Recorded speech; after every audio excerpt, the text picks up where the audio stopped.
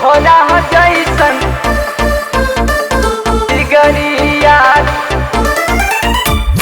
कहवा पाइबू हो। प्रेजेंट बाय चंचल जायसवाल।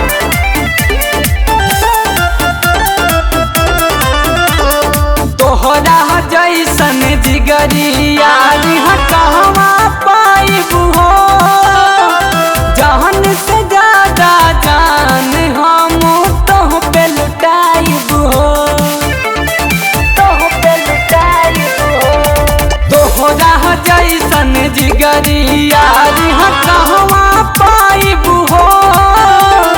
जान से ज्यादा जान यार तोह पे लुटाइबू हो।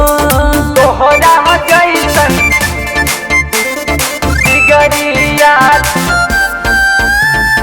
कहवा पाइबू हो।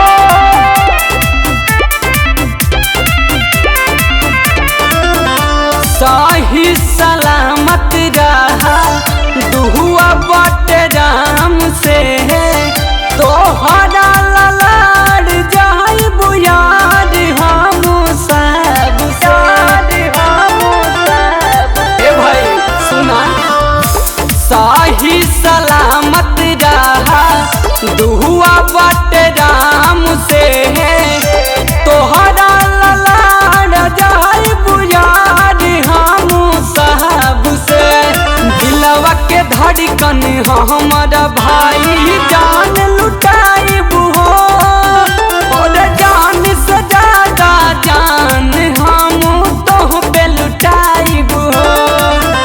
और तोहरा जैसन जिगरिया कहवा पाइबू हो। जान से ज्यादा जान यार तोह पे लुटाइबू हो। तोहरा जैसन जिगरिया कहवा पाइबू हो। चंचल के हंसी खुशी तू ही स्वाभिमान हो। जिंदगी भर साथ रहे बहुते आरामान हो, बहुते आरामान हो। अखिलेश के हंसी खुशी तू ही स्वाभिमान हो। जिंदगी भर साथ रहे बाटे आरामान हो। गौवा देशवा से भाई बात बताई हो।